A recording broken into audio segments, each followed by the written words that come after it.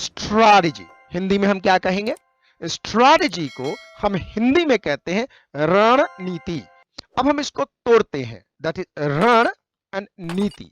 रण को हम इंग्लिश में फिर क्या कहते हैं? वॉर। एंड नीति को क्या कहते हैं? Ways to win over enemy. War and ways to win over enemy को हमने मिला दिया, और जब मिलाया तो ये पूरा सेंटेंस क्या बन गया कि strategy is something to do with the war and ways to win over enemy. Strategy is something to do with war and ways to win over enemy. अब इसको जरा और डिटेल में समझते हैं। क्या है मृत्यु? हमारे आत्मबल से शत्रु का बल ज्यादा है, ये सोचना है मृत्यु।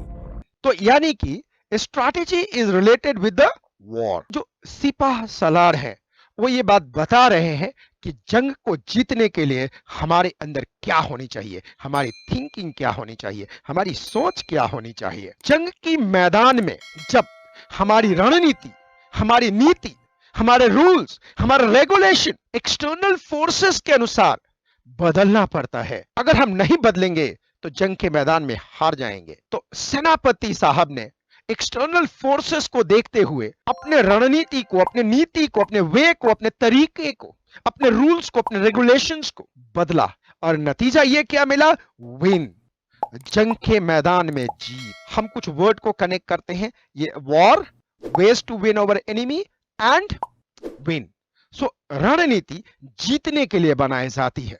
Like a war, businesses have to respond to dynamic, often hostile external forces while pursuing their mission and objective. तो आपने क्या देखा कि like a war, businesses have to respond to often dynamic and hostile external forces while pursuing their mission and objective. इसका मतलब ये है कि जिस तरह से वॉर में एक्सटर्नल फोर्सेस को देखते हुए अगर वो होस्टाइल हो गया और डायनामिक हो गया, यहां पे दो वर्ड हम आपके साथ देखना चाहते हैं, डायनामिक एंड होस्टाइल।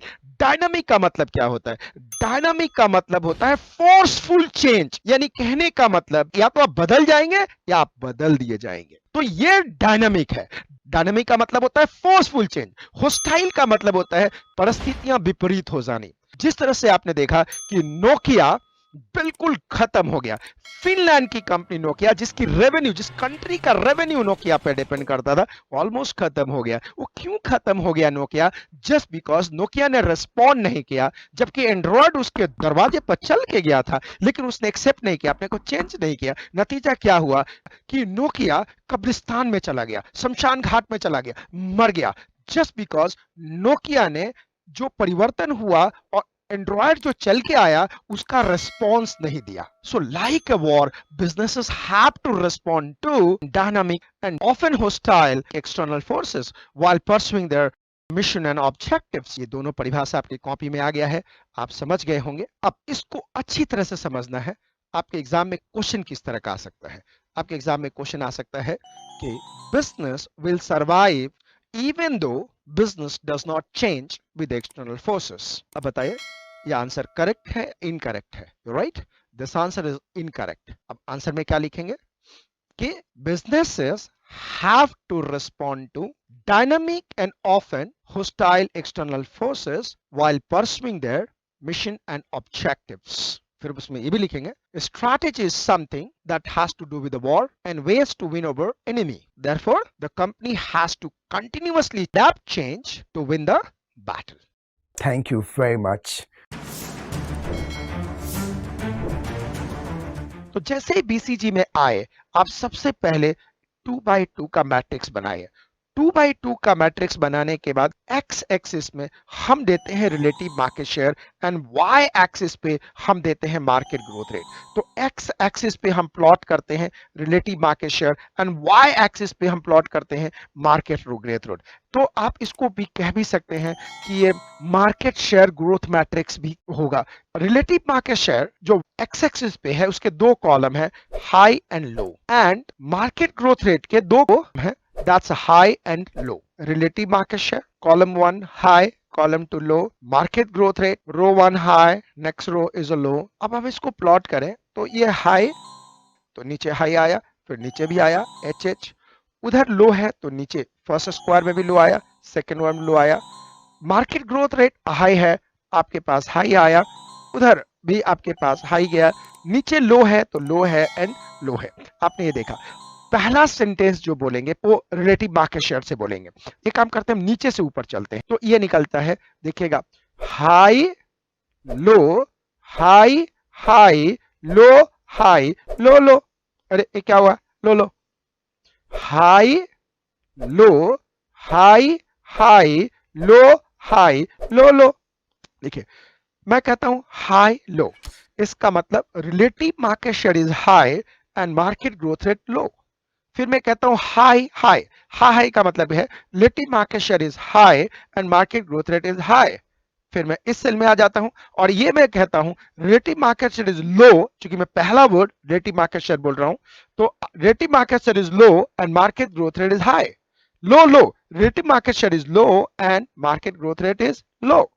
ये आपके कॉम्बिनेशन बनते हैं, ये एसबीयू है या प्रोडक्ट है, ये कुछ भी हो सकता है। मैट्रिक्स के बारे में आपको बोलना है, टू डायमेंशनल मैट्रिक्स है and that's called the two dimensional growth share matrix. In the matrix, the vertical axis represent the market growth rate, provide for measure of market attractiveness. The horizontal axis represent the relative market share and serve as a measure of the company's strength in the market. The main है कि it's a business on two-dimensional growth share matrix. Mission का मतलब क्या होता है? What does the mission means? Mission का मतलब होता है लक्ष्य।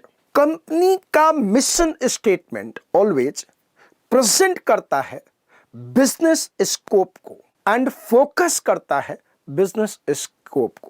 मिशन स्टेटमेंट फोकस करता है इन 4 तथ्यों को, what we do, how do we do, for whom do we do and ultimately who we are. So अगर ये 4 वर्ड याद है तो आपको मिशन अच्छी तरह से याद है। अब आप एक मेमोरी कोड लिखिए और इसके लिए मेमोरी कोड है मिशन, MISSION। अब पहला है M। Mission statement is typically focused on present business scope. आपके एग्जाम में क्वेश्चन आएगा कि mission statement focus on future business scope, correct और इनकरेक्ट? आप लिखेंगे answer is incorrect, that who we are and what we do. हमेशा ध्यान रखिएगा, mission is a reason to exist. अब आप देखेंगे mission is a reason to exist का मतलब क्या होता है। सो कोई भी कंपनी उठा लीजिए, अगर हिंदुस्तान मोटर उठाते हैं तो बंद हो गई क्योंकि उसका प्रोडक्ट चलने से मार्केट में रुक गया, तो प्रोडक्ट एक मिशन है।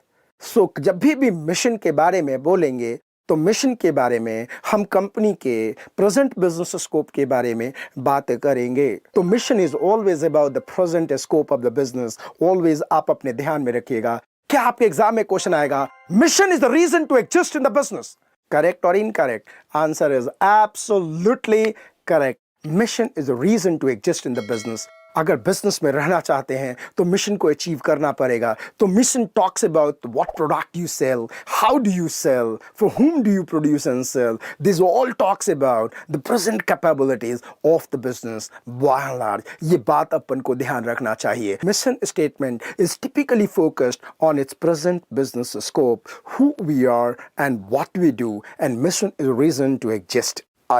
Mission is an expression of the growth ambition of the organization.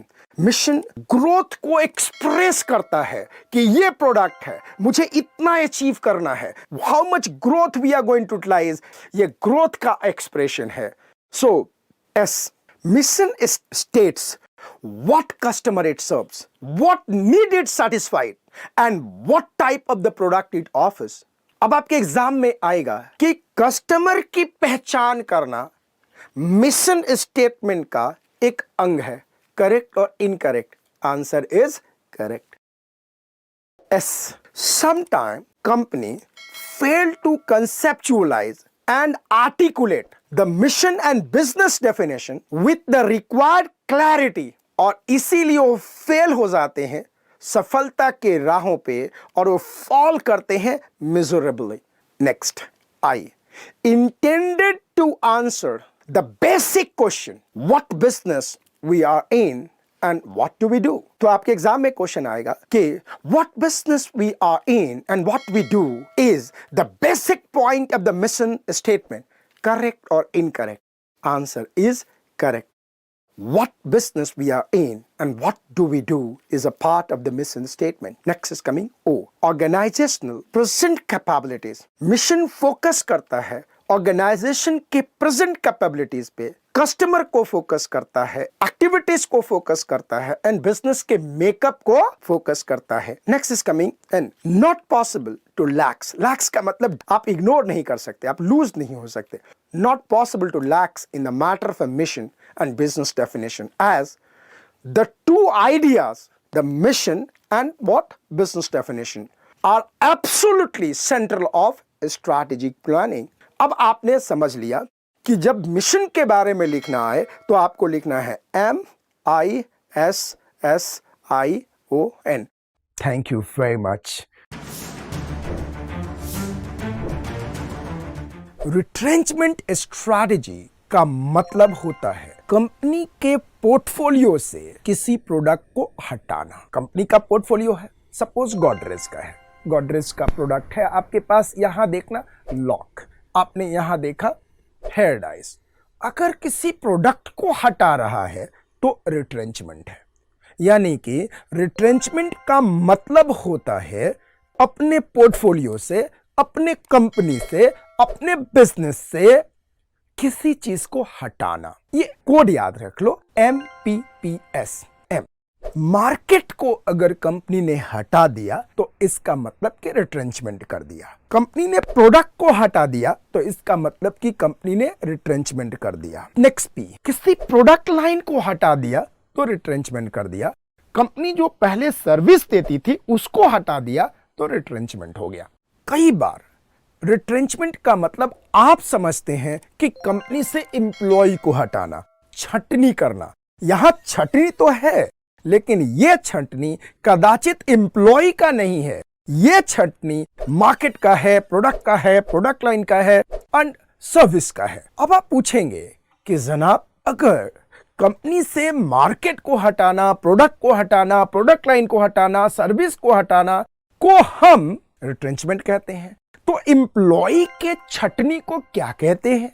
तो देखिएगा स्ट्रैटेजिक मैनेजमेंट में एम्प्लॉय के छटनी को हम डाउन साइज कहते हैं. तो डाउन साइज का मतलब होता है कंपनी से एम्प्लॉय की छटनी करना. अब आपके एग्जाम में क्वेश्चन आएगा कि इन strategic management the down size and retrenchment means one and the same thing. Strategic management में डाउन साइज एंड रिट्रेंचमेंट का मतलब सेम होता है. तो बताइए आंसर क्या होगा, करेक्ट और इनकरेक्ट? Answer is incorrect. चूंकि रिट्रेंचमेंट का मीनिंग होता है छोड़ना, छटनी करना, प्रोडक्ट का, मार्केट का, प्रोडक्ट लाइन का, सर्विस का. तो अब अगर आपके एग्जाम में क्वेश्चन आता है कि क्या होता है मीनिंग रिट्रेंचमेंट का, तो आप आराम से लिख देंगे कि रिट्रेंचमेंट का मतलब होता है ड्रॉप करना आइदर मार्केट और प्रोडक्ट लाइन और service of the company, whereas down size का मतलब होता है एम्प्लॉय को ड्रॉप करना.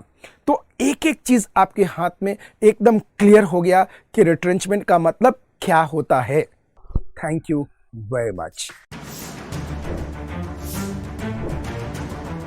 फोकस स्ट्रैटेजी का सबसे बड़ा एडवांटेजेस है कि कंपनी प्रीमियम प्राइस चार्ज कर सकती है. इसका सबसे बड़ा कारण है कि कंपनी के पास ट्रिमेंडस एक्सपर्टीज है एंड वहां तक कोई भी राइवल नहीं गया है एंड जाना चाहता भी नहीं है. न्यू एंट्रेंट को भी जाने में काफी फाइट है बिकॉज वहाँ के लोग उसके प्रोडक्ट से अवगत हैं और बारीकियों से परिचित हैं.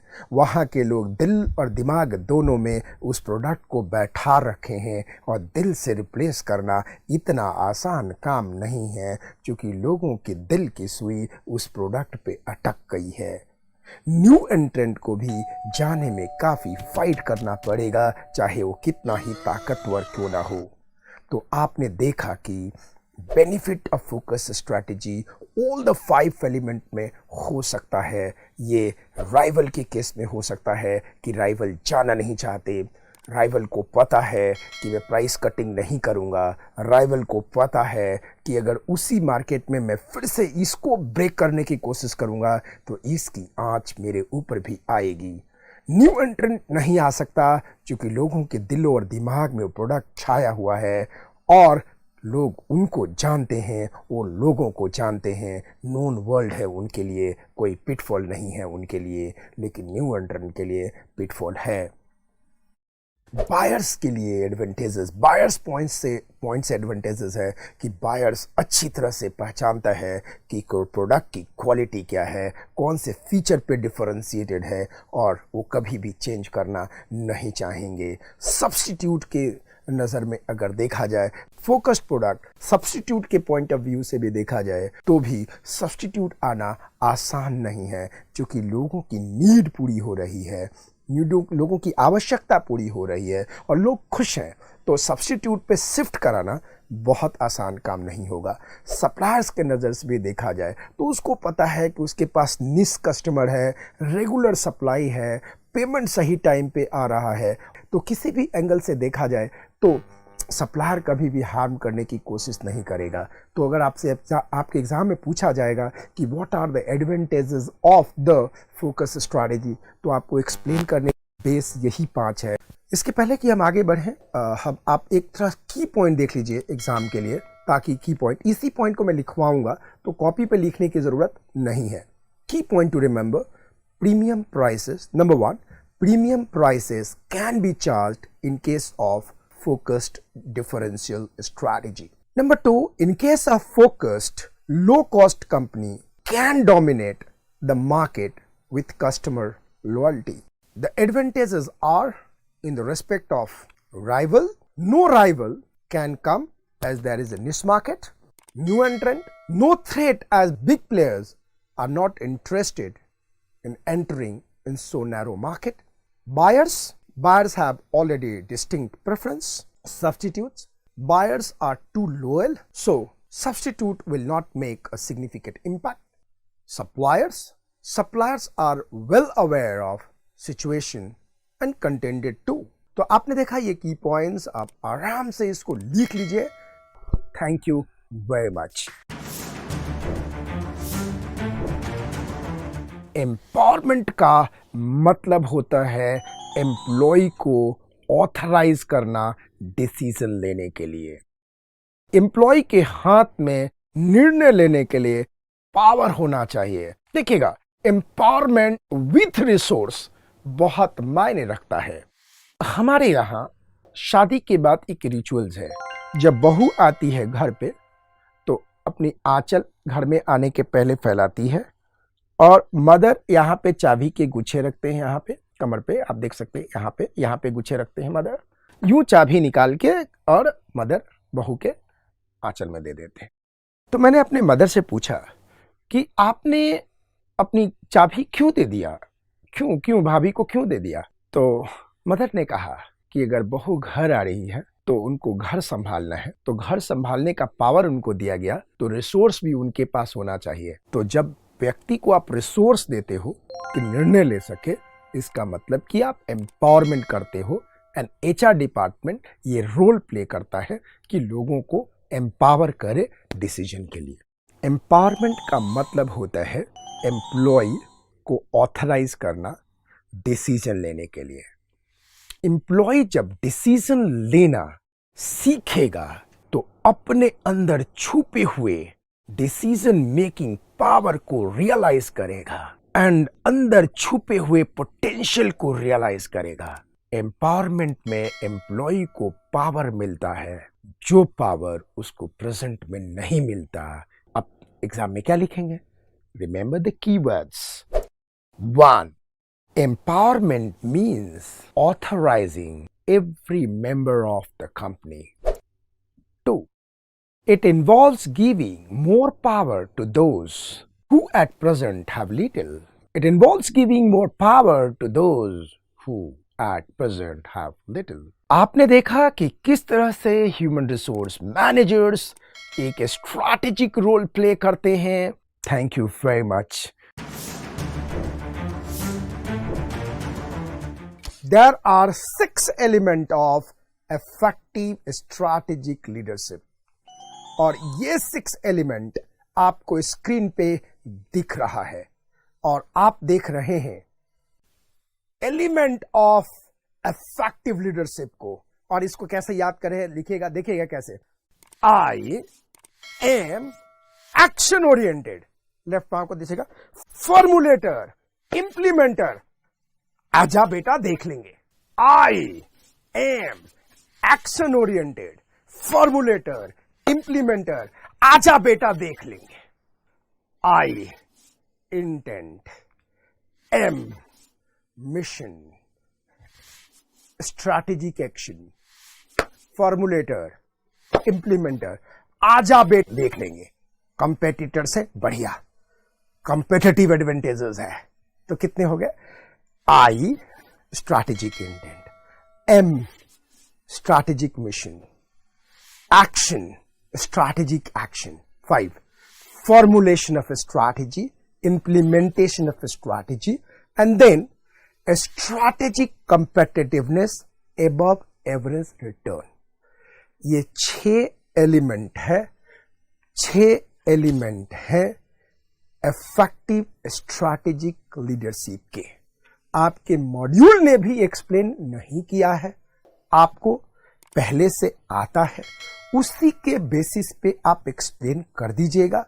जब इंटेंट करेंगे तो इंटेंट के बारे में आपको इंटेंट के 5 एलिमेंट पता है, आपने चैप्टर 3 में पढ़ा था। मिशन चैप्टर 3 में पढ़ा था। एक्शन ओरिएंटेड होता है। Formulator, formulation policy, implementer, implementation, strategic competitiveness का क्या फायदा है, आप चाहें तो इसके बारे में लिख सकते हैं, कोई दिक्कत वाली बात नहीं है। अब आप डायग्राम बनाइए और सबसे पहले आपने फर्स्ट बॉक्स बनाया, ये बॉक्स देखिए, और इस बॉक्स के अंदर लिखा हुआ है effective strategic leadership. Effective strategic leadership, उसके जस्ट नीचे लिखा हुआ है shapes the formulation of influence. Shapes the formulation of influence. उसके बाद नीचे लिखा हुआ है स्ट्रैटेजिक इंटेंट।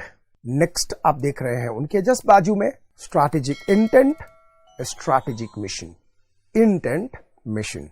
बीच में इंटेंट के नीचे आप देख रहे हैं ब्रैकेट में लिखा हुआ है स्ट्रैटेजिक एक्शन।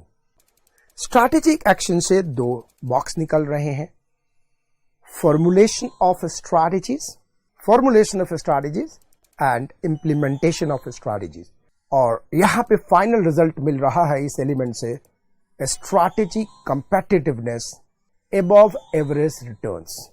आपने यहां देखा कि स्ट्रैटेजिक लीडरशिप का एलिमेंट कितने हैं, तो स्ट्रैटेजिक एलिमेंट के 6 हैं और आपको पूरा का पूरा मेमोरी कोड याद है। I am action oriented, formulator, implementer, आजा बेटा देख लेंगे। Please do share with your friends. Thank you very much for trusting any time classes.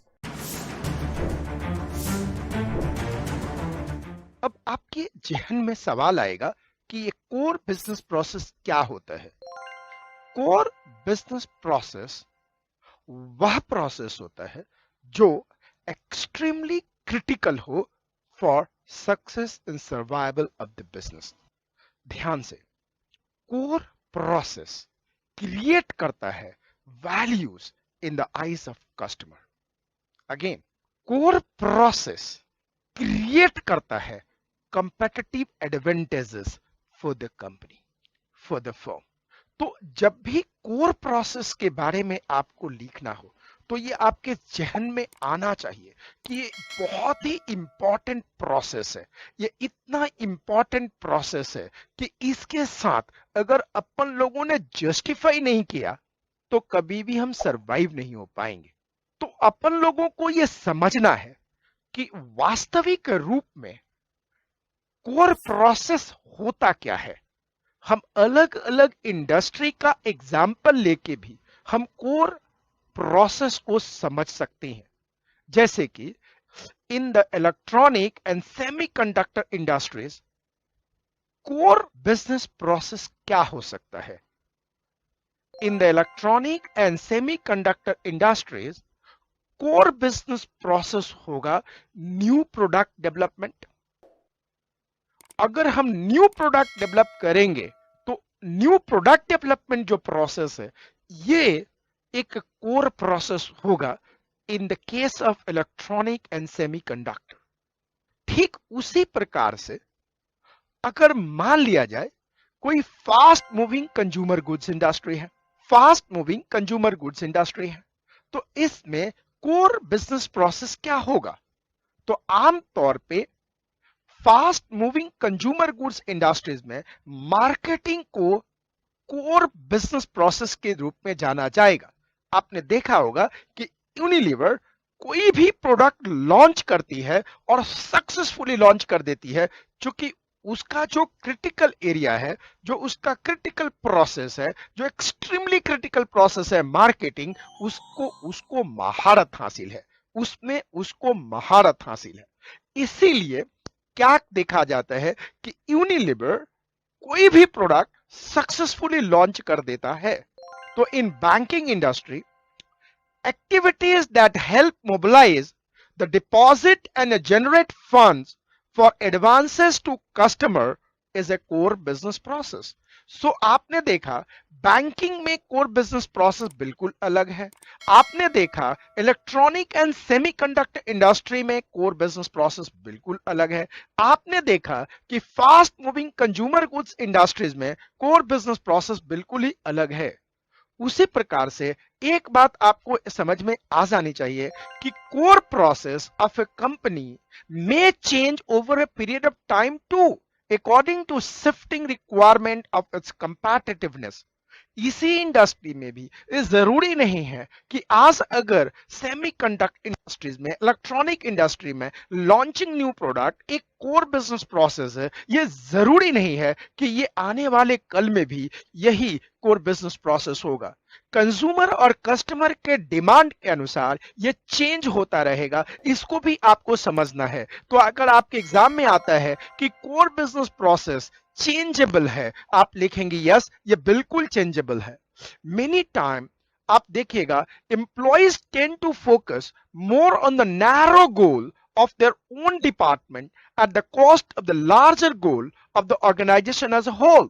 क्योंकि एम्प्लॉय को समझ में नहीं आता कि जो वो काम कर रहा है वो क्या कोर प्रोसेस है या कोर प्रोसेस नहीं है। प्रोसेस सिंपल एक डिपार्टमेंट में बंद करके नहीं रहता। हो सकता है एक ही प्रोसेस 3 डिपार्टमेंट से निकलता हो, लेकिन अगर वो प्रोसेस 3 डिपार्टमेंट से होके निकल रहा है, like suppose launching a product can go with the marketing department, can go with the sales department, can go with the technology department, can go with the public relation department। अगर इसमें से किसी भी एक डिपार्टमेंट ने अगर अपना छोटी बुद्धि दिखा करके अपने एक्शन को सही तरह से नहीं किया, जस्ट बिकॉज वो अपने डिपार्टमेंट को प्रोटेक्ट करना चाहता था, एक बार अच्छी तरह से समझ जाइएगा, कभी भी कंपनी का कोर प्रोसेस सक्सेसफुली अपने आप को टेस्ट नहीं दे पाएगा और नतीजा यह होगा कि कंपनी फ्रस्ट्रेट हो जाएगी, कंपनी फेल हो जाएगी और कंपनी खत्म हो जाएगी। यह समझना बहुत जरूरी है। और मैंने अपने कॉर्पोरेट की दुनिया में being an strategist for the corporate world देखा है, कई कंपनियों में मैं तो एक गेम खेलाता हूं, आपने सुना होगा win as much as you can, और उसमें यही दिखाता हूं कि लोगों को जीतना होता है, पैसा रियल कैश देता हूं, और वहां पे मैं देखता हूं कि अपने टीम को जिताने के लिए, अपने डिपार्टमेंट को जिताने के लिए लोग जितने भी अनएथिकल काम है करते रहते हैं, और अंत में यह देखता हूं कि वो खुद भी हार जाते हैं और लिटरली मैं बोल नहीं सकता, ऐसे बोल सकता हूं क्योंकि आप लोग कॉर्पोरेट में जाने वाले व्यक्ति हैं अभी तुरंत। वो ऐसा गेम होता है जिसमें बात पैसे की होती है और एक तरह से गैम्बलिंग करना होता है, और लास्ट में उनके पास पैसे नहीं होते तो उनके शरीर पे जो है वो देना होता है। लेकिन शरीर पे जो है इसका मतलब क्या है, शर्ट हो गया, पैंट हो गया, वो उतार कर देना होता है। और मैसेज सिर्फ ये होता है कि आप कोर प्रोसेस पे ध्यान दो, इंडिविजुअल डिपार्टमेंट में मत दो। अगर इंडिविजुअल डिपार्टमेंट जीत भी गया तो लंबे समय तक जीत नहीं पाएगा, बिकॉज जिस दिन पूरे प्रोसेस की जरूरत होगी और वो कोर प्रोसेस है, और आपने डिपार्टमेंटल फेवर के अनुसार अगर आपने ये काम नहीं किया तो ये दिन दूर नहीं है जब आपका भी कपड़ा उतरेगा, आप भी नंगे होंगे। इस बात को समझना जरूरी है। तो कोई भी बिजनेस प्रोसेस को ये बात समझना बहुत जरूरी है कि खास करके अगर वो कोर बिजनेस प्रोसेस में है तो उसमें डिपार्टमेंटल फेवरेटिज्म नहीं चलेगा, अपने डिपार्टमेंट की नैरो थिंकिंग नहीं चलेगा, अपने डिपार्टमेंट का नैरो गोल अचीवमेंट नहीं चलेगा। क्योंकि क्रिटिकल बिजनेस प्रोसेस अगर अचीव नहीं हुआ तो बिजनेस कभी भी सक्सेसफुल नहीं हो सकता। इस बात को अच्छी तरह से समझिएगा। तो अभी आपने समझा कि कोर प्रोसेस क्या होता है, तो आपने यह समझा कि कोर प्रोसेस एक critical, extremely critical business process होता है जिसमें गलती की कोई गुंजाइश नहीं है। Core process extremely critical business process होता है जिसकी एक गलती बिजनेस को डुबा सकता है। कोर बिजनेस प्रोसेस अगर सही तरह से एग्जीक्यूट किया गया तो कंपनी को कंपेटिटिव एडवांटेजेस देगा। कोर बिजनेस प्रोसेस अगर सही तरह से एक्सिक्यूट किया गया तो कस्टमर की नजर में कंपनी की वैल्यूज बढ़ जाएंगे। यह बात आपको समझना बहुत जरूरी है। जो बीपीआर होगा वो बेसिकली कोर बिजनेस प्रोसेस को ज्यादा ध्यान देगा, और जब उसका बीपीआर होगा तो कंपनी को अनयूजुअल एनहांसमेंट मिलेगा और इस तरह से कंपनी सफलता अचीव करेगी। Thank you very much.